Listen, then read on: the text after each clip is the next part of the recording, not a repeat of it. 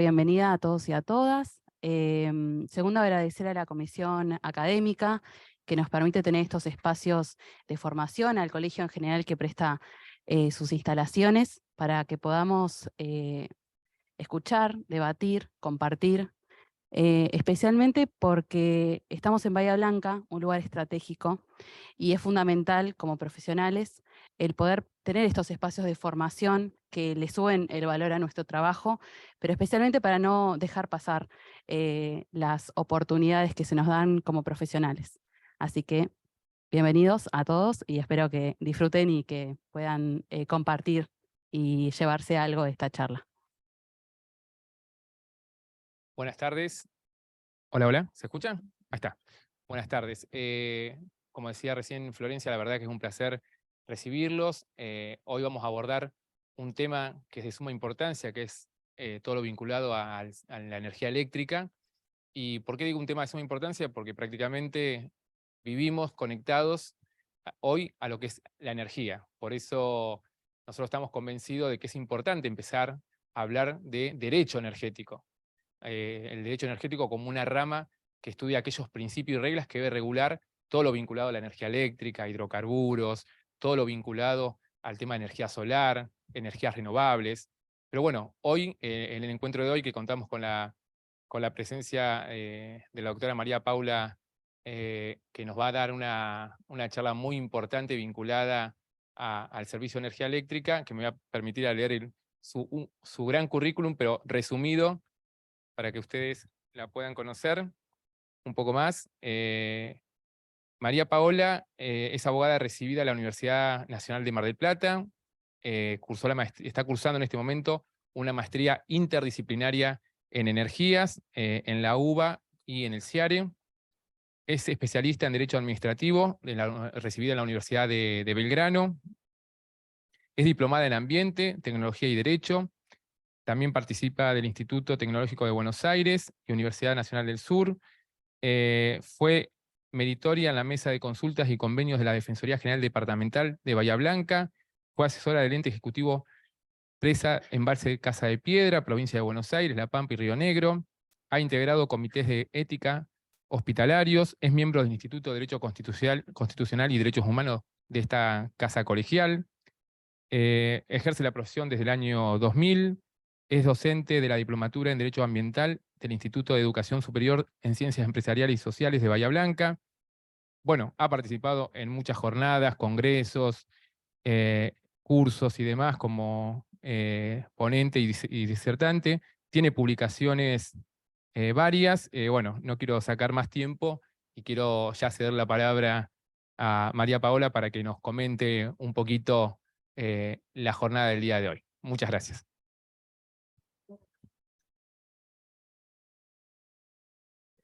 Buenas tardes a todas y a todos. Bueno, muchas gracias al Colegio de Abogados, a la Comisión Académica por haber adherido a esta actividad, al doctor Matías Italiano y la doctora Florencia Sánchez, que han tomado la iniciativa para que esta actividad se pueda efectivizar en el día de hoy. Bueno, vamos a hablar de los aspectos jurídicos de la energía eléctrica. Por acá, bueno, veo algunos colegas y también de otras disciplinas. Cuando hablamos de energía, podemos pensar la energía desde diversas dimensiones. ¿Qué es la energía? Semánticamente, Aristóteles en el siglo IV nos hablaba de capacidad de trabajo, capacidad de acción, movimiento. Y la energía tiene distintas acepciones, según lo veamos en la cuestión económica, en la cuestión tecnológica y en la cuestión del derecho. Para la Asamblea General de Naciones Unidas, la energía se vincula con el crecimiento económico, con la sostenibilidad ambiental, pero también con la equidad social. ¿Qué es la energía? Bueno, podemos pensar que el derecho en el Código Civil y Comercial actual, en el artículo 17, dice que las disposiciones referentes a las cosas se aplican a la energía. Por eso con el doctor Matías Italiano y con la doctora Florencia Sánchez compartimos en que el derecho a la energía es una disciplina autónoma inserta en el sistema que es el derecho jurídico en general. Y cuando hablamos de la energía eléctrica en particular, tenemos una ley vigente, que es la 15.336 del año 60, que nos dice qué es la energía. Y nos dice que la energía, cualquiera sea su fuente, cualquiera sea la persona que genera esta energía, sea pública, privada, no interesa, es una cosa susceptible de apreciación pecuniaria. Es una cosa comercial. Ya desde el año 60, nuestro ordenamiento jurídico considera que la energía eléctrica es algo que está en el comercio, o es una cosa. Para nosotros seguramente consideramos que es mucho más que una cosa. Bien, vemos diversas dimensiones de la energía. Vamos a centrarnos en esta jurídica, pero muchas veces, como el derecho toma cuestiones de la física o toma cuestiones de la economía, hay cuestiones que obviamente son interdisciplinarias. La energía es del derecho, pero también es un fenómeno interdisciplinario, en el cual los abogados internamente es una incumbencia que podamos hablar, podamos dialogar, para entre nosotros internamente marcar posiciones, posturas doctrinarias, pero sobre todo trabajar también en la interdisciplina. Bien, vamos a hacer un recorrido de cómo es nuestro marco regulatorio actual y una breve mención a cómo fue la transformación de este sector y luego una pequeña introducción a esto que se viene hablando ahora, que es la transición energética. Bien, podemos... Ay, me estuve pasando... Acá. Bien, quería hablar de los antecedentes, acá. Bien, los antecedentes del sector eléctrico, si nos remontamos antes de 1989, ustedes, muchos de acá, se pueden acordar cómo se caracterizaba el sector en general. El Estado tenía un rol, a ver, Carlos. De control y regulatorio. Empresario. Empresario en el sentido, sí, que hacía todo. Bien. Bien. Sí. Bien. Antes del 1989, el Estado, podemos decir que es un Estado empresario. Hace todo. Y en el tema energético, ¿cómo lo hace? ¿Con quién lo hace? Lo hace con Agua y Energía, con SECBA y con Hidronor, Sociedad Anónima. Bien.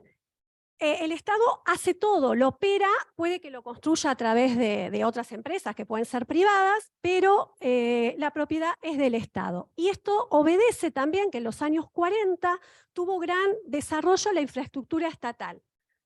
Lo construye el Estado. Luego, en el 1992, esto está en rojo, a ver los colegas si se acuerdan que el libro de Roberto Dromi, de Empresas Públicas a Privadas, es rojo. Esto lo hice intencional para rememorar un poco. El asesor jurídico Roberto Dromi, que podemos decir que tuvo una muy buena ingeniería jurídica. ¿Y por qué tuvo muy buena ingeniería jurídica el proceso de privatizador? Porque fue por ley, no por decreto, me salió un acto fallido. Por ley, fue muy bien hecha la ingeniería jurídica, más allá de que podamos algunos compartir o no compartir el fondo, pero tiene legitimidad y fue hecho por ley. Y se privatiza todo. Se privatiza todo lo que tiene que ver con la energía, pero también con las rutas, caminos, peajes, cédula nacional de identidad, y todo lo que era del Estado pasa al sector privado. ¿Y cómo se hace? ¿Y qué modelo se toma? Se hace o a través de autorizaciones, licencias o concesiones, y se toma un modelo británico, en ese entonces Margaret Thatcher, en Inglaterra, Reino Unido, Canadá y también rápidamente todos los países también de América Latina, Chile, siguen esta onda privatizadora.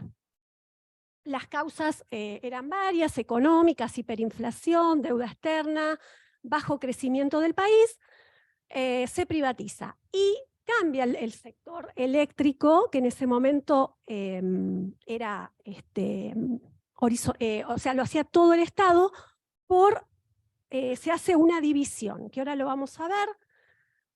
¿Por qué me pasa? Ahí.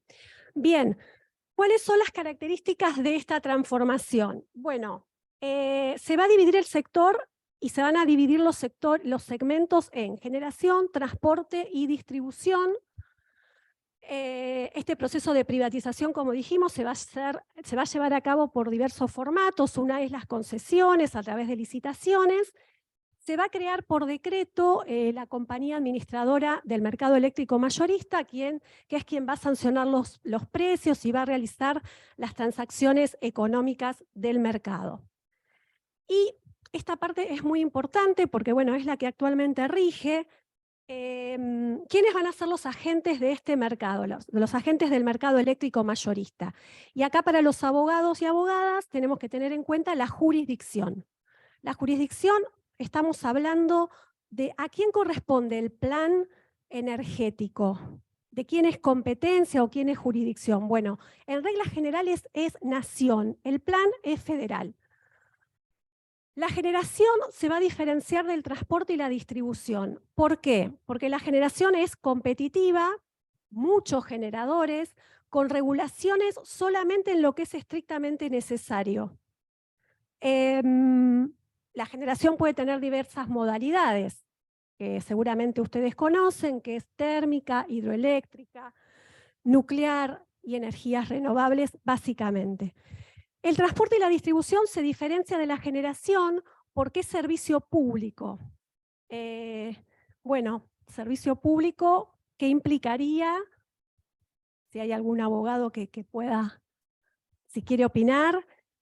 Bueno, el servicio público también tiene que surgir de una ley, que es lo que es servicio público, y va a implicar ciertas obligaciones para el prestador, es decir, que no va a tener una libertad de industria que surge del artículo 14 de la Constitución, ya que va a estar restringido, por ejemplo, en el tema tarifas, y bueno, y va a tener que cumplir con ciertas cuestiones de calidad, y hay una cuestión monopólica también.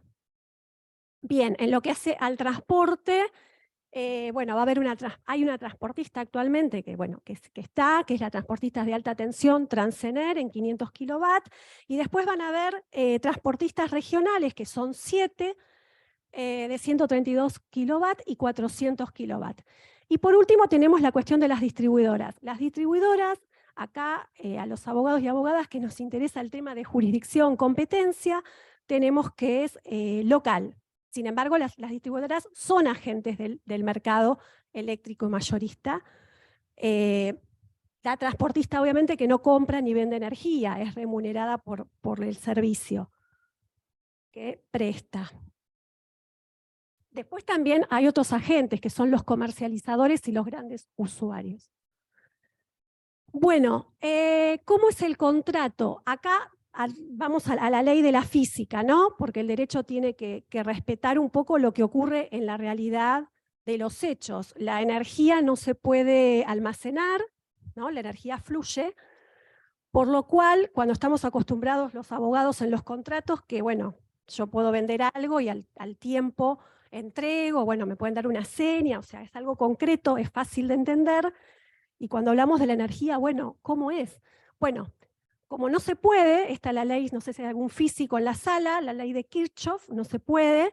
Entonces, como no es posible rastrear la electricidad desde un generador hasta un usuario, tampoco se puede almacenar electricidad, se tiene que trabajar sobre una base integrada, hay un operador para poder minimizar los costos del sistema. Hay un mercado spot en el cual en tiempo real se compra y se vende energía. Generadores distribuidores, no es necesario, a veces los generadores no es que celebran contratos, sino que inmediatamente con este mercado spot ocurre en forma instantánea. Básicamente este es el sistema. ¿Cuáles son los órganos de fiscalización y de regulación? Tenemos la Secretaría de Energía, que es la que fija la política energética, regula, dicta normas. ¿Bajo qué base? La transparencia, equidad, libertad de ejecución de contratos, es la que aprueba la exportación y la importación de energía, actualmente un 4% es importada, y también establece las normas de cuidado de las cuencas hídricas y de los ecosistemas. ¿Y qué es lo que hace el Ente Nacional Regulador de Electricidad? Bueno, tiene múltiples funciones que a veces las podemos resumir en que tiene como función defender adecuadamente al usuario. No. Bueno, Máximo von Rusch, que es un jurista que hizo un artículo, Lineamientos Jurídicos de la Energía Eléctrica, dice que no, que todas las funciones del ENRE son para que funcione bien el sector. Tiene que hacer normas, reglamentaciones, que tiene que balancear tanto a los generadores, tanto a los transportistas, tanto a los distribuidores y bueno, al usuario. Está bien, tendrá la obligación de audiencias públicas, resolver controversias, todo lo que tiene que ver con que la tarifa sea justa y razonable, pero no tiene por encima de todo su deber primordial defender al usuario. Esto lo digo para ver en qué lugar podemos ubicar al usuario, que no es bajo este sistema. Bueno, la complejidad del sistema eléctrico, la complejidad. Bueno, la regla general es que es federal.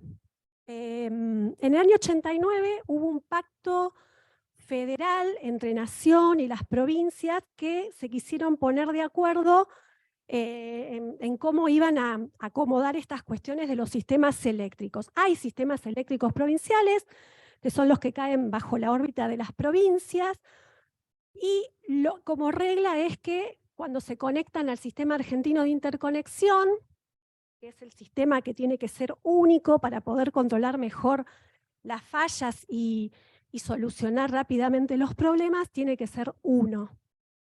Pero pueden coexistir varias jurisdicciones o varios derechos. Y acá voy a darles el ejemplo de Casa de Piedra, que está el exgerente Carlos, que bueno, trabajé como asesora unos años, y esta central que se ubica entre La Pampa, La Pampa y Río Negro, queda como Buenos Aires también copropietaria, por un acuerdo entre las provincias.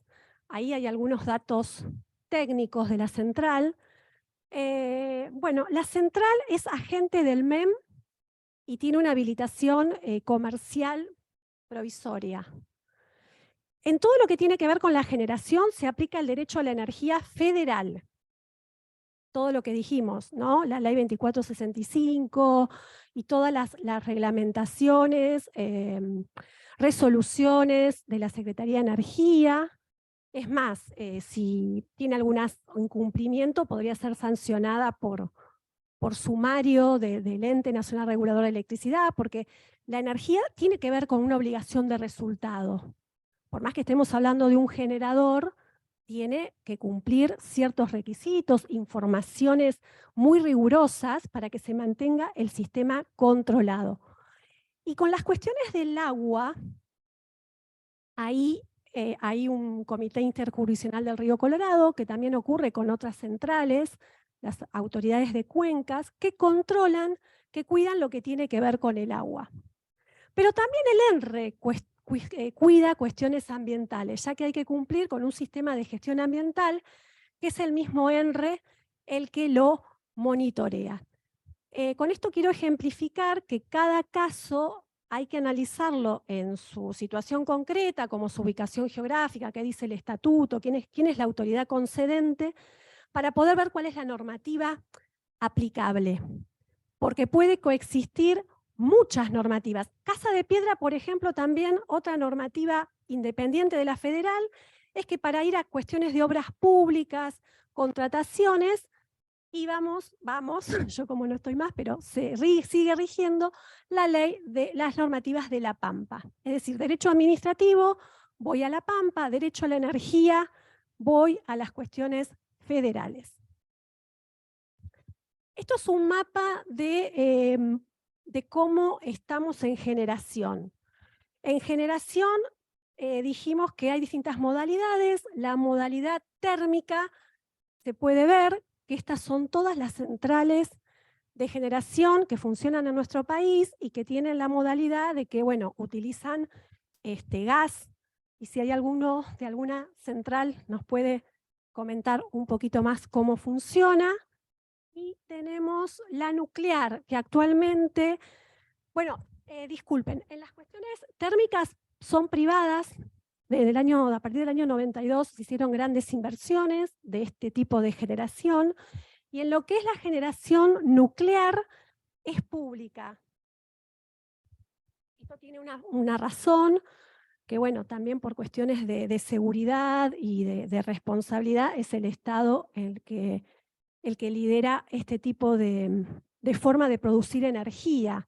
Una es Atucha, del año 1974, Embalse, de 1984, y ahora hay un proyecto que se llama CAREM, que no sé si voy a recordar las siglas, pero elementos modulares, la E y la M, que está cerca del partido de Zárate y que comenzó en el año 2014, y que parece ser que todas las cuestiones de repuestos, tecnologías, se van a utilizar nacional, de industria nacional. Pero bueno, está en construcción. Y después tenemos la modalidad hidráulica, que la hidráulica es pública, la binacional, Salto Grande, con Uruguay, y hay muchas concesiones hidroeléctricas que hoy están venciendo su concesión, y es un tema de tensiones. De tensiones no solamente con la cuestión privada, la tensión viene por nuestro sistema federal de la Constitución y cómo se va a manejar estas decisiones y en manos de quién van a quedar. Las provincias son dueñas del recurso, conservan el dominio originario de sus recursos por la Constitución Nacional, pero si la infraestructura la hizo Nación. Bueno, es un tema de tensión, que si quieren después lo conversamos un poquito más, pero hay tensiones legales, de competencias, hay cierto ruido ahí.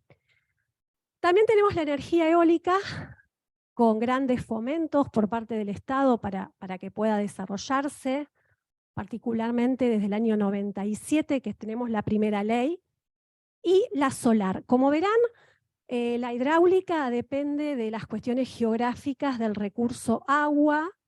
Como podemos ver, eólico va a depender del clima, de aquellos lugares que nuestra geografía favorecen esta tecnología, y la solar también. Por eso es que son dependientes del recurso. En cambio, bueno, la térmica también, pero bueno, no cuestiones climáticas, pero bueno. Bien, como decíamos recién, las concesionarias que hoy están por las concesiones que hoy están por vencerse son estas, que son las grandes centrales, Alicural, Chocón, con su dique compensador Arroyito, Planicie Banderita, Piedra del Águila. Y se están planteando algún tipo de transición en otra empresa pública, se llama Enarsa, para que la pueda operar o ver cómo se van a hacer esos contratos por un año hasta determinar el destino final. La matriz energética de Argentina por modalidad. Bueno, la que lidera el sector es la térmica, en un 61% aproximadamente. Después seguimos de la hidroeléctrica, pero cuando hablamos de hidroeléctrica de más de 50 megawatts. ¿Por qué? Porque la ley dice que es renovable hasta 50, pero eso no quiere decir que la hidroeléctrica no sea renovable, sino que es una cuestión a los fines legales y a los fines de fomento también, de cuando se quiere fomentar algún tipo de tecnología para que haya más inversiones en el sector. Y también tenemos la nuclear, que es menor a la renovable, es un 8, y renovable un 10% de matriz energética. Ahora quería pasar un poco a cómo surge este tema de las renovables en el sector. Dijimos que los marcos regulatorios de la energía eléctrica son la Ley 2465 del año 92 y la Ley 15.336 del año 60, con sus decretos reglamentarios respectivos, más todas las resoluciones y normativas de la Secretaría de Energía, ENRE, son las que rigen para esta cuestión federal de las generadoras y transportistas en general, y las distribuidoras que se rigen por la ley local, pero también son agentes del MEM, muchas distribuidoras y algunas cooperativas eléctricas que no son agentes del MEM, le compran la energía a las distribuidoras que sí son agentes del MEM. Y en esto, se va para otro lado. Quería ver, cómo aparece este tema de las energías renovables en la forma de producir energía. Y ahí hay una foto de Jujuy. Cuando aparece este tema de las energías renovables, la ley aparece en el 98, pero yo quería darles esta foto del contexto en que aparecen las energías renovables en nuestro país. Ustedes saben que la energía se produce por un mercado que se llama concentrado, es decir, toda la matriz que vimos de generaciones térmicas son concentrados porque está en un lugar, después necesitamos transporte y después la distribución. La energía renovable viene a ser que la generación in situ y en el mismo lugar. A ver, técnicamente yo soy en el área del derecho, entonces tal vez no son las palabras adecuadas, pero la generación en forma de energía renovable viene a romper este paradigma del mercado concentrado, porque viene a ser un modo de energía disperso en el lugar y rompe este paradigma de todas esas grandes infraestructuras que estamos acostumbrados a ver. ¿Qué pasa? Como el mercado concentrado no llega a determinados lugares, hay barreras geográficas, y estas barreras geográficas las vemos en las zonas rurales. La población rural, que no llega la energía, hay zonas vulnerables, y como esto ocurre y ocurría en los 90, antes que surja la ley de energías renovables, el Banco Mundial dijo, bueno, Argentina, les voy a dar un préstamo de 40 millones de pesos y ustedes van a llevar energía renovable a los lugares rurales, pero con una condición. La condición es que esta energía tiene que ser renovable. La otra condición es que es un paquete cerrado y ustedes no pueden contratar a cooperativas, no pueden contratar a empresas públicas. Puede un concesionario, pero si es privado. Y Argentina dijo que sí. Bueno, lo positivo es que llegó la energía donde no nos llegaba, Jujuy, bueno, fue a lo largo de todo el país. Hubo algunas provincias que no tomaron el PERMER. Digo que fue La Pampa, si no recuerdo. Bueno, algunas provincias no tomaron el PERMER. Y después, esto fue en los 90, en el 98 sale la primera ley de energías renovables. Esto como un poco de contexto de, que también hay una cuestión internacional fomentando este tipo de energías para diversificar la matriz energética. Está bien, el fundamento es las cuestiones climáticas, el cambio climático, que es un hecho, los gases de efecto invernadero, y que está bueno hacer tecnologías amigables con el ambiente. Esto se hizo en el año 90. Bien, entonces tenemos que al mismo tiempo, en el 98, se sanciona la primera ley, que es la 2519, Régimen Nacional de la Energía Eólica y Solar, con su decreto reglamentario, y luego la ley 26.190 sobre el régimen de fomento nacional para el uso de fuentes renovables de energía destinada a la producción de energía eléctrica. Estas son las primeras leyes de energía renovable. ¿Qué implica? Bueno, la primera es que la declaramos a la energía eólica y solar de interés nacional. Y para eso, ¿qué creamos? Incentivos económicos para promover esta tecnología, e incentivos fiscales. ¿Qué implican los incentivos fiscales? Bueno, cierta estabilidad tributaria por ejemplo, en el impuesto al valor agregado o impuestos a la seguridad social, que no aumenten por 15 años para aquellos que inviertan en este tipo de tecnología.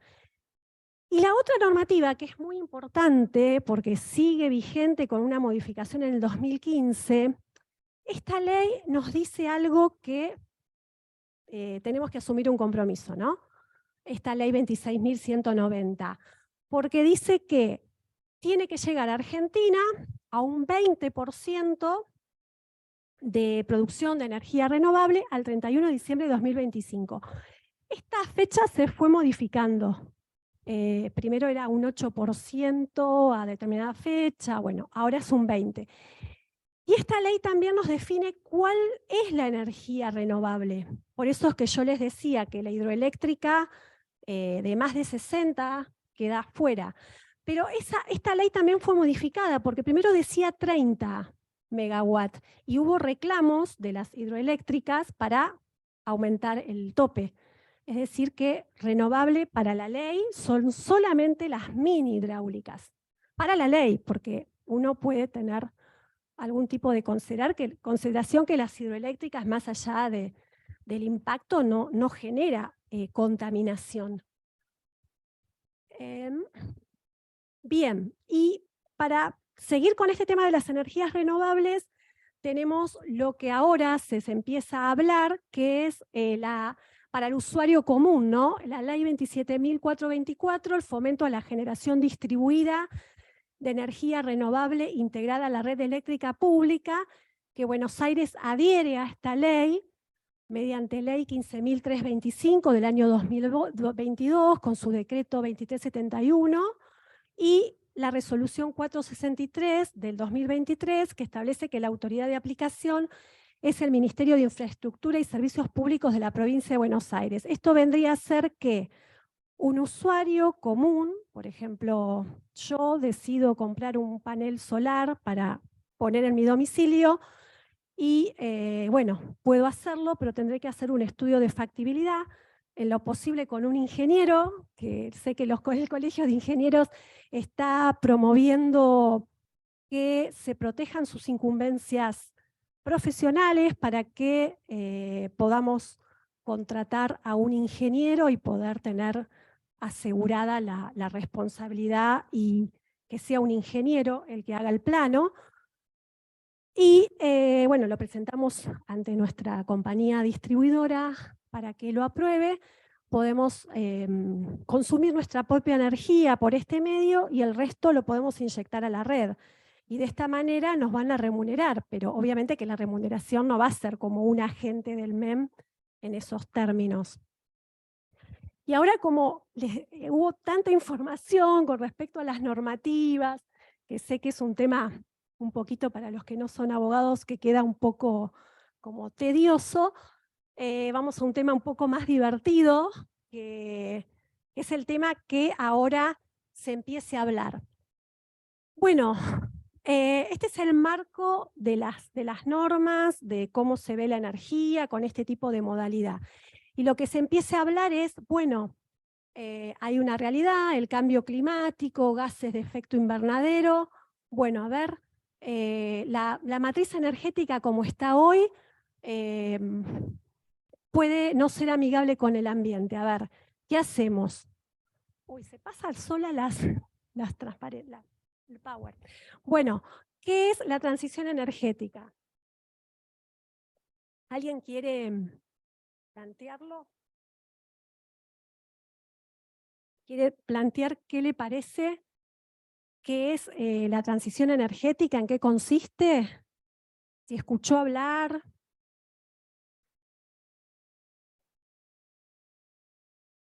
Me imagino que tiene que ver con pasar de las formas de uso de energías más típicas, comunes, qué sé yo, como el carbón o algo así, a otras renovables. Viene por ahí ese periodo de transición. Bien, se plantea la descarbonización, esa es una palabra. ¿Qué otro tema les parece que se vincula a la transición? O la palabra transición. Forma de consumir la energía. Y eso atañe tanto a lo cotidiano, a lo doméstico, pero también involucra los grandes consumidores, industrias, tratando de aplicar formas de reducir sensiblemente la tasa de consumo de energía, optimizando procesos. Fíjense, por ejemplo, en lo que hace electrodomésticos, cómo se ha acentuado muchísimo lo que hace la clasificación en función del ahorro de energía, y se van aplicando letras, y es más, se van sumando más letras con números, porque hasta quedó corta la primera escala, ¿no? Es decir, son dos puntas las que se trabajan. Primordialmente, sí, formas de generación que no generen dióxido de carbono y efecto invernadero, que es lo que más afecta por el incremento de temperatura ambiente a nivel global, como también lo que hace a optimizar la energía que utilizamos. Todo lo que es incandescente o formas de alto consumo van siendo anuladas, canceladas, hasta prohibidas en su producción y aplicación, y se fomentan fuertemente formas mucho más económicas de usar la misma energía con resultados semejantes. Muy bien, gracias. Bien, tiene que ver muy bien con también con esta cuestión de la eficiencia energética que estuviste mencionando. Bien, es un tema que se viene. ¿Y cuáles serían las prioridades? Porque cuando hablamos de cambio climático, el cambio climático no afecta a todos por igual. A los que están en peores condiciones los afecta más. Entonces, ¿cuál va a ser el rol en esta transición, que se van a modificar empleos? Va a tener un efecto en muchas áreas de la economía, sociales. ¿Y cuál es la diferencia de la transición actual con la anterior? Bueno, se dice que la actual es consciente, que antes íbamos pasando, evolucionando de tecnologías, pero que ahora lo hacemos consciente. Bueno, esto es lo que dicen. Y esta transición implica un cambio estructural, un cambio en la matriz, es un proceso y que tiene que ser en coordinación con varios actores. Y acá bueno, estaba viendo que los efectos gases invernadero, que es lo que se menciona, ¿cuál es la proporción de Argentina? Eso no justifica que, bueno, que hay que minimizar estos efectos o hay que tratar de hacer actividades amigables con el medio ambiente. Pero si tomamos el caso de Argentina, a nivel mundial, es un 0,5 del total del sector, y que lideran los países que más emisiones de gases invernadero generan son China, Estados Unidos, India, Rusia, Japón, Irán, Alemania, Canadá, Corea del Sur e Indonesia. Entonces, cuando les hablaba al principio de las dimensiones de la energía, que una es la jurídica, hay una que es la geopolítica. Y la geopolítica analiza otras miradas y me contaba una profesora de geografía que no pudo venir, Ana Díaz Guerrero, que la geopolítica mira otra forma y quiénes traccionan esas tecnologías, qué relaciones de poder hay, y que las transiciones energéticas hay que pensarlas de acuerdo a cada país, cada necesidad, qué recursos tiene, porque no es lo mismo un país que ve un recurso como crítico cuando otro país lo puede ver como estratégico. Y hay que pensarlo. Cuando pensamos en la energía, el cobre lo necesitamos, los cables para transmitir energía. Porque todos los inventos que se han hecho, no se ha hecho algún otro invento en que no necesitemos cables para poder generar energía. Por eso el cobre, el litio, son recursos necesarios, y hay que ver cómo se encamina la geopolítica y que seguramente después lo vamos a ver receptado en leyes.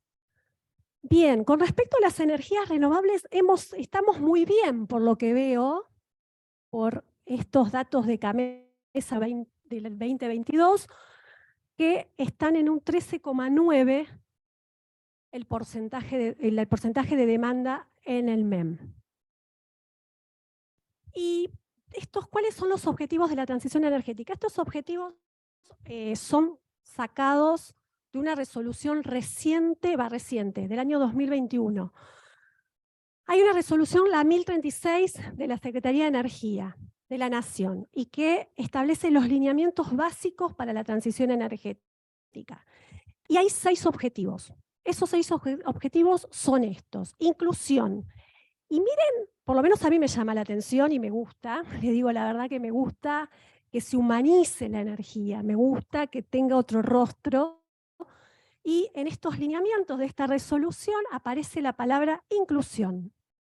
Y aparece la palabra accesibilidad, y no sé si hay alguien del Instituto de Derecho de Género, del Colegio de Abogados, pero aparece la cuestión género en esta resolución de la Secretaría de Energía. Inclusión de la energía, accesibilidad, tener en cuenta las cuestiones vulnerables y de género. Después habla de estabilidad y desarrollo, que la transición energética tiene que tener una mirada macroeconómica para poder generar empleo y desarrollo. Otra cuestión, la soberanía energética, que la energía logre que nuestro país se autoabastezca. Y acá el gas cumple un rol fundamental en la transición. El gas natural y el gas natural licuado, porque se está pensando no solamente para autoabastecimiento propio, sino como relación comercial, para poder exportar. Dinamismo tiene que ver con las tecnologías, los nuevos desarrollos y las nuevas tecnologías del país.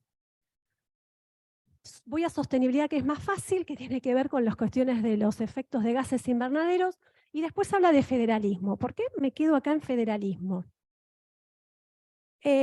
Vamos a hablar un poquito de leyes, así los abogados les va a gustar más que agarren la Constitución.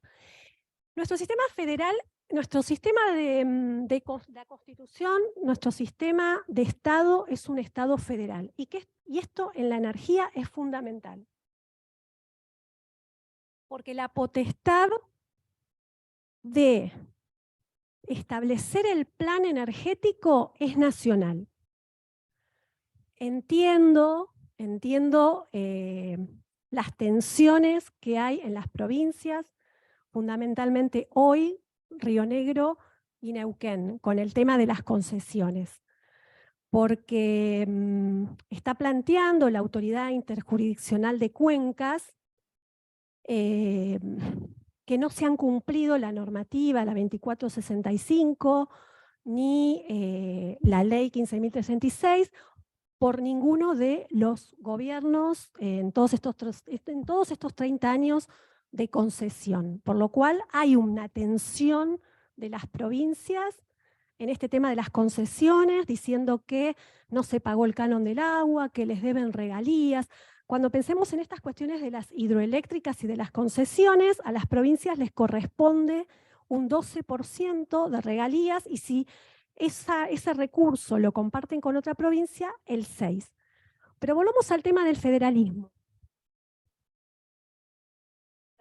La Constitución, pero el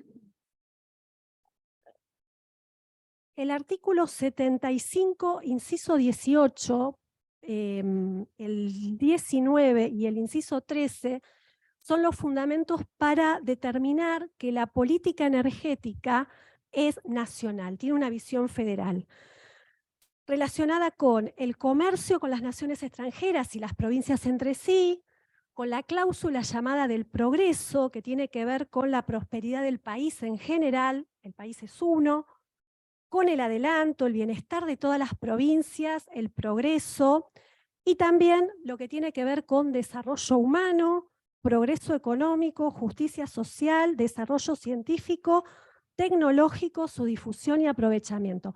Es federal. Eso no quiere decir que las provincias por el 124 tengan también potestades similares a nación para realizar comercios internacionales. Pero la cuestión de la energía en general es federal. Un federalismo obviamente democrático, con las provincias, municipios y usuarios, bueno, y cuanto más democrático sea el sistema, mejor. Esta normativa que yo les decía de la Secretaría de Energía, que da esos 6 objetivos que vimos, también plantea que la transición tiene que ser justa, asequible y sostenible. Habla de cuidar la consistencia social, la macroeconomía, balanza de pagos, la descarbonización, pero según la soberanía propia del país, teniendo en cuenta las capacidades propias del país. Y vuelve a nombrar el delicado contexto social. Los abogados, cuando vieron el caso CEPIS, el caso famoso de cuando aumentaron las tarifas del gas, pero que también se puede aplicar a toda energía, también la electricidad, porque la electricidad también aumentó en forma irrazonable. El fallo CEPIS, cuando habla de que las tarifas tienen que ser justas y razonables, habla de acuerdo a la realidad económica social. Fíjense que hay palabras delicado contexto social, hay palabras que se dicen de una manera porque no se quiere decir otra, ¿no? Las cuestiones de delicado contexto social.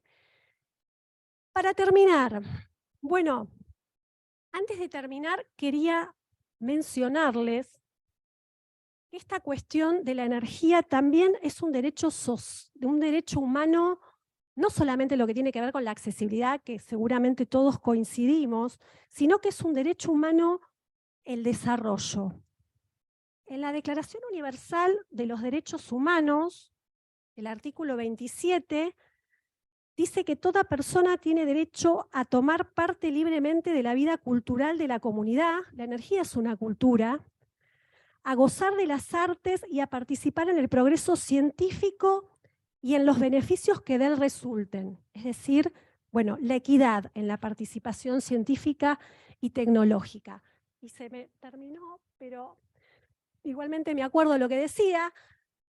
Para terminar, el objetivo de esta actividad con el doctor Matías Italiano, la doctora Florencia Sánchez, es concientizarnos los abogados, las abogadas, de la importancia del derecho a la energía para el desarrollo profesional, para las incumbencias profesionales. Se puede asesorar una cooperativa. Bueno, no voy a nombrar los casos que pueden haber de incumbencias y oportunidades laborales, pero más que nada también trabajar entre nosotros y en la interdisciplina, porque la energía es un puente con otras disciplinas. Aisladamente no podemos hacer nada. Y para finalizar, bueno, la transición energética, sí, es cierto, para poder mitigar los efectos del cambio climático, pero bueno, con justicia social, desde una perspectiva de desarrollo, equidad y bueno, y de desarrollo humano. Bueno, muchas gracias y bueno, y esperamos los comentarios, las preguntas, lo que consideren, ¿eh? Muchas gracias.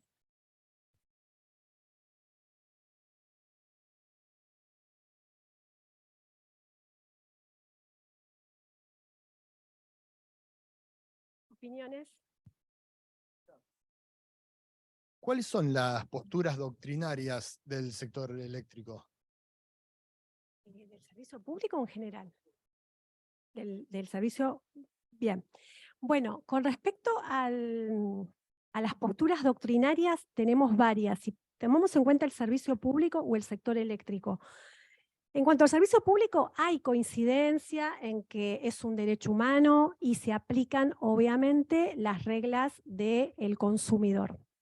Sin embargo, y esto lo dice la jurisprudencia, hay una doctrina disidente, que es Estela Sacristán. Ella dice que el servicio público es el servicio público y no le juntemos el derecho al consumo.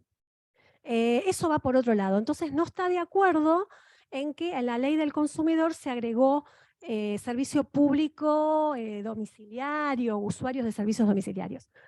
Y con respecto al sector eléctrico en general, hay un abogado, Esteban Eduardo, bueno, ahora te digo el nombre, que no me acuerdo el nombre, que escribió sobre transición energética. Este abogado lo que plantea es, ojo con la transición energética, seamos prudentes en esto de las energías renovables, como que analizar las consecuencias también. Y después, con respecto a la transición energética, tenemos del lado de la economía Karina Gusowski, que habla de la transición energética, teniendo en cuenta, ponderando también los efectos laborales, los efectos de la macroeconomía. Y desde el lado de ingeniería electrónica tenemos a un ingeniero que es Pablo Bertinat, que emitió un libro, escribió un libro de transición energética, que él va a una postura mucho más, no quiero encuadrar, una postura que dice que en realidad tiene que volver todo el Estado, cambio de la matriz energética, bueno, todo, porque no es que pero energías limpias, o sea, va a una postura de ese lado. Es muy complejo el tema. Lo que sí, bueno, ver cómo se democratiza el sector eléctrico y pensarlo un poco de una manera más humana. Por eso esta resolución de la Secretaría de Energía tiene algunos ítems que hay un encuentro con el otro, que no es una cuestión tecnocrática y fría, sino como una cuestión más humana. Bien. Sí. No, tenía una duda con respecto a la cuestión del litio que se había mencionado. ¿Cómo está el recurso en la Argentina en el marco regulatorio? ¿Cómo se está? La verdad que en el marco regulatorio eléctrico yo no vi al respecto del litio, pero tal vez está en algún otro segmento. En el marco regulatorio no. ¿Cómo? Claro, por el código de minería. Bien. La verdad que sí. Para agregar nomás, en lo que habías comentado hoy al final sobre el tema del derecho a la cultura, que se incluiría más que nada la legislación que había mencionado internacional, que se podía referir también al protocolo de San Salvador, que es el adicional a la Convención Americana de Derechos Humanos, que también refiere al derecho a la cultura, y entiendo que también podría ser de aplicación para el tema de... Sí, mientras más amplias miradas pongamos en el tema energético, es una cuestión cultural. Incluso la participación ciudadana se hace indispensable, pero la participación ciudadana la tenemos en la parte usuario, distribuidor, cuando tenemos un problema con la calidad y con la tarifa. Y sin embargo, poder ver la relación un poquito de qué producimos, para qué producimos, y también ver toda una cadena de participación. Esto se ve más en el PERMER, porque cuando se llevan estas estructuras de energías renovables en los mercados rurales, se escucha a los pobladores y eligen. Por ejemplo, ahora hubo unos boyeros solares, que uno dice, uy, bueno, pero a mí un boyero, pero bueno, a ellos les sirve un boyero solar que con una batería los animales si pasan se electrocutan. Y uno, pero un poco, entonces uno dice, bueno, pero ellos quieren eso. Entonces, o en los mercados rurales sí también hubo experiencias de la cultura, porque se los escucha y se les da a elegir qué prefieren. Es importante. La verdad que fue interesante la charla, más cuando hablas de la Constitución. Pero lo que pasó en los 90, el 2001 y 2015 al 2019, estamos lejísimos de eso. Primeramente, las energías en la Argentina fueron totalmente privatizadas. ¿Sí? Yo recuerdo acá en Bahía Blanca, hicimos una audiencia ya antes del 2000 con EDES, porque no cumplían con el servicio. Totalmente lucrativo. ¿Qué dijo EDES? Que en los 90, cuando se privatizó, primeramente el gobierno para entregarlo aumentó las tarifas para que la empresa le sea rentable. Segundo, los contratos de concesión, creo que fueron 30 años, no obligaba a la compañía distribuidora a invertir para desarrollar en la medida que la sociedad vaya creciendo, se vaya ampliando. Con Edesur, en Capital Federal, ahora, que todos los veranos es un desastre. Es pésimo el servicio privado que brindan todas las compañías, es un desastre. El gobierno no toma manos en el asunto y el propio secretario de Energía dijo que lo que hizo Edesur fue no invertir en absoluto y fugar el dinero. Entonces yo creo que esto es un atentado contra la sociedad, contra el servicio social y humano. Lejos está de lo que dice la Constitución. En mi opinión, yo coincido que tiene que estar nacionalizado y estatizado. Esos controles, porque estamos hablando de consumos masivos, de derecho universal, que no puede estar en manos privados y lucrativos. Está visto. Todo lo que se privatizó, comunicaciones, energías, puertos, vías navegables, ferrocarriles, ¿qué servicio dieron a la comunidad y qué rol cumplieron socialmente? Se cerraron localidades y pueblos enteros en la República Argentina. Quedó excluido muchísima gente. Y en el 2015 y 2019, por decreto, aumentaron las tarifas, que fue una estafa y un robo a la sociedad y al usuario. Y acá el Estado no estuvo presente. Yo me rebaso la realidad. Creo que estamos lejos de todo eso. Ojalá se tome la determinación, en mi opinión, nosotros lo venimos manifestando hace tiempo de mi entidad, por la nacionalización de todo el sector energético. Y ni hablar del litio. El litio hay un proyecto para nacionalizarlo, no está nacionalizado. En Jujuy se exporta el litio, el 95% es commodity, sin valor agregado. Me parece terrible. Bueno, eso nada más, no me quiero extender mucho. Gracias, Carlos. Gracias. ¿Alguien, algún comentario?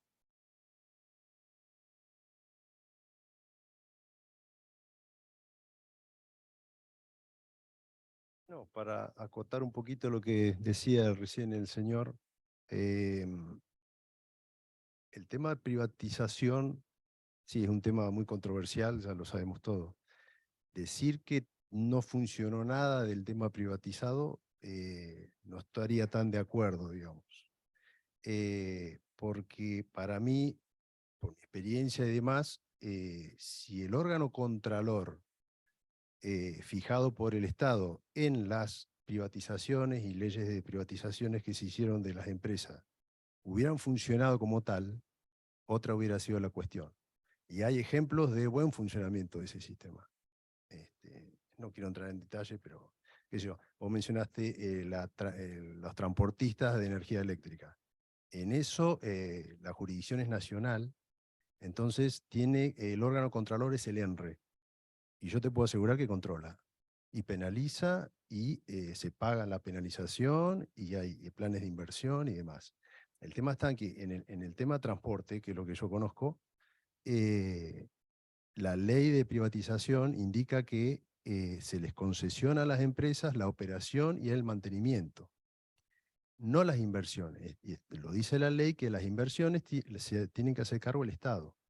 Después con control, digamos, de la empresa. Y sí o sí tiene que funcionar la pata reguladora, en este caso, que es el ENRE. Y el servicio de transporte, tenemos un muy buen servicio de transporte a nivel comparable al primer mundo prácticamente. Buenísimo. Sí, gracias. Sí,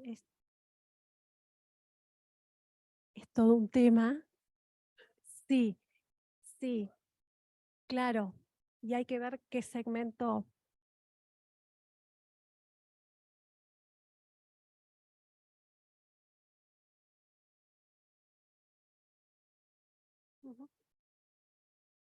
Claro. Bien. Sí.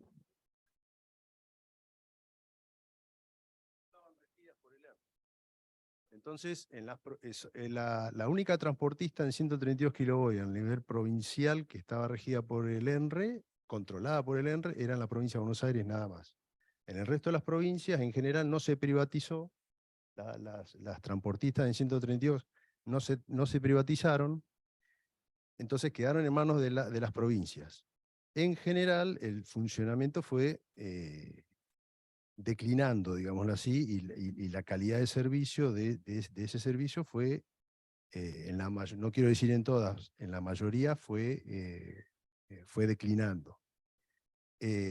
Hace 4 o 5 años, no recuerdo bien, el ENRE les empezó a exigir y les advertía que iba a empezar a controlarlas. Entonces ahí las provincias empezaron a tratar de hacer alguna inversión y demás, no solamente en equipamiento, sino, vos hablabas de la humanización y demás, en las condiciones de trabajo de las personas que están trabajando en esas empresas, que en ese caso son estatales, provinciales, Pero estamos hablando de que ni siquiera se cumplía prácticamente nada de la Ley de Seguridad e Higiene, la 19.587, en condiciones paupérrimas. Eso lo sé de primera mano. ¿Por qué? Porque nos venían a pedir a nosotros consejos, porque, digamos, tanto la empresa de transporte a nivel nacional como la de Provincia de Buenos Aires funciona con altos estándares de seguridad y de calidad y de medio ambiente también. Gracias. Bien. ¿Algún comentario en particular de las experiencias que tengan cada uno? Si quieren comentar. Porque es un tema muy particular. Bueno, Carlos, que estuvimos en Casa de Piedra, es un lugar público y súper eficiente, ¿no? Bueno, fui parte. Y bueno, y seguramente hay lugares, concesionarios privados que también funcionan bien, ¿no? Casagne dice que depende de las personas, no tanto del sistema, pero sí. Que se clausuraron 49.000 kilómetros de vías férreas en la década del 90. ¿Sí? El ferrocarril, en el año 54, de Plaza Constitución a Bahía Blanca, demoraba 9 horas. ¿Cuál es el desarrollo, el avance? Pregunto. ¿Sí? ¿Cuál es el desarrollo y el avance? Lo que pasa es que se dejó todo en manos del mercado para que el mercado resuelva. Y el mercado resuelve de manera unilateral y para pocos, lucrativamente.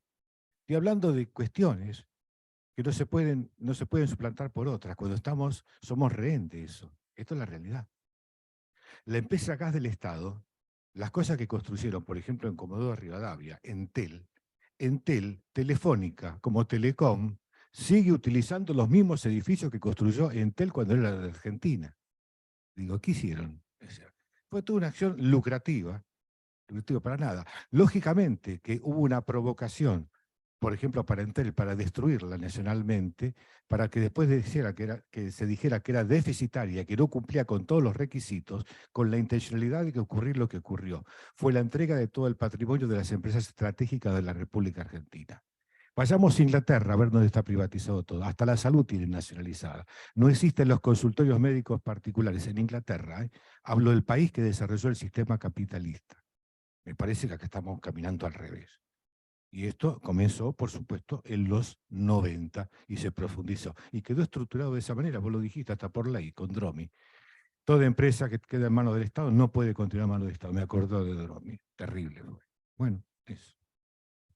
Es complicado porque hay sectores que se concesionaron a muchísimos años. Bueno, el transporte está concesionado 95 años.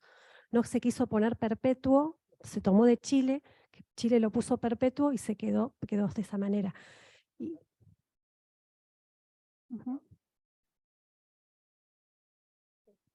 El presidente Fernando de la Rúa, año 2000, el polo petroquímico lo construyó Fabricaciones Militares en la Argentina. Después fue todo privatizado. Bueno, Dow, donde está instalado Dow, tiene una concesión en todo ese corredor marítimo que lo firmó de la Rúa por 30 años renovables. Digo eso como detalle, como lo que se hizo. ¿Sí? Y eso lo construyeron Fabricaciones Militares de Argentina. Hoy está totalmente privatizado. Y no sabemos lo que se exporta por ahí. El control, porque digo, los controles de AFIP y de GI no están acá, están en otro lado. Son temas muy delicados. Se puede tener varias charlas, ¿no? Pero haciendo un poquitito de historia, entiendo que en la época de Dromi, ministro, que sale la ley de reforma de Estado que vos mencionaste, se hablaba de cambiar deuda por naturaleza, ¿se acuerdan? Estábamos con un grave problema de la deuda en el Fondo Monetario y entendemos que no fue autónoma la decisión, no fue nacional, vino una decisión externa que tuvieron que decidir esa venta del patrimonio para pagar la deuda. Acuérdense que también las concesiones se dieron contra bonos, que se cotizaban en ese momento en 25-30%, se tomaron valor nominal. Es decir, la historia indica que más allá de la eficiencia, porque yo creo que los privados son muy eficientes, en esa venta no se consideraron los monopolios naturales, por ejemplo. Se trasladó a la parte privada porque se necesitaba dinero, dólares, pagar. Yo creo que hay que revisar, ¿no? Hay cosas que anduvieron, hay cosas que no anduvieron. Y lo importante es no repetir, porque en el 2023 estamos a un paso de tener que pagar la deuda del fondo y no sabe cómo, digamos, depende de cada quien y de las posiciones políticas de cómo se va a resolver el problema, ¿no? Gracias, Carlos. ¿Alguien que quiera hacer un comentario? ¿Alguna observación?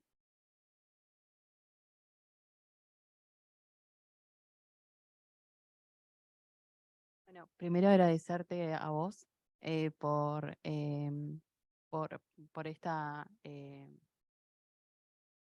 charla, por esta demostración, ¿no? Porque me parece que más allá de los debates, es importante conocer de qué se está hablando, conocer estas cuestiones de, bueno, producción, distribución, cómo llega a cada hogar estos recursos, de quién son competencia, qué leyes intervienen, qué organismos, porque solamente de esa manera podemos ver qué cambios se pueden llegar a generar, ¿no? Así que muchísimas gracias por enseñarnos. Gracias, Flor. Yo creo que esto tenemos que los abogados empezar a pensar que estos temas son de incumbencia y poder pensar en estos marcos regulatorios también críticamente. ¿Qué mejoras pueden haber? ¿Qué errores tienen? Solo desde el momento en que podamos profundizar estos temas entre nosotros. Porque son temas que a veces tienen tantas cuestiones técnicas que son complejos y que es mejor verlo entre todos los abogados primero y luego verlo con los técnicos después. Sí, también para ir finalizando y un poco lo que decía recién Florencia, esto es muy importante, este tipo de espacio para poder nutrirnos y poder estar formados para poder dar una discusión. Discusión que es importante darla desde varias aristas, ¿no? Es decir, desde la formación tal vez más jurídica, más legal, desde la Constitución, como así también más de lo técnico. De hecho, hay ingenieros que están presentes, que también sería tal vez a futuro muy importante tener una charla en la cual ellos puedan disertar y puedan también explicarnos y enseñarnos cuestiones más técnicas de la energía en general, ¿no? Hoy nos convocó la energía eléctrica, pero también tenemos otro tipo de energía que sería de suma importancia.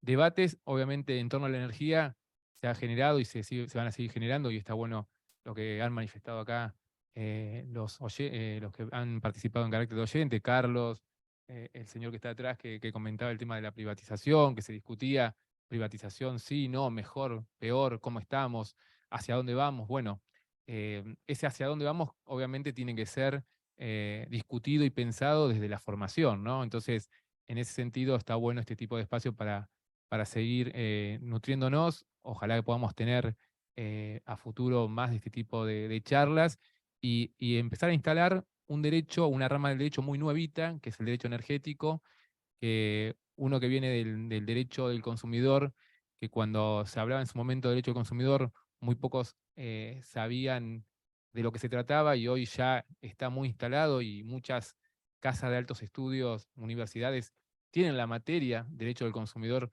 en su currícula. Claro está que el derecho energético, por lo pronto, entendemos que debería ser un derecho autónomo y estudiarse de esa forma. En lo personal, agradecido por la convocatoria, por todos los que se han acercado hasta el colegio, por vos, Paola, que la verdad fuiste muy, muy didáctica y muy solvente en los conceptos que nos compartiste, así que esperemos tener este tipo de charlas más seguido. Bueno, Muchas gracias al colegio, muchas gracias al equipo que motorizó todo esto. Vuelvo a decir, doctor Matías Italiano y doctora Florencia Sánchez, que enseguida tomaron la iniciativa y el modo de trabajo para poder solicitarlo acá en el colegio, que es lo que hicimos, y al colegio por haber dado la oportunidad de poder hablar de estos temas, ponerlo en circulación como la energía, para que circule y surjan, se transformen en nuevas ideas y nuevas propuestas y nuevas mejoras para todos y todas. Así que muchas gracias y estamos en contacto.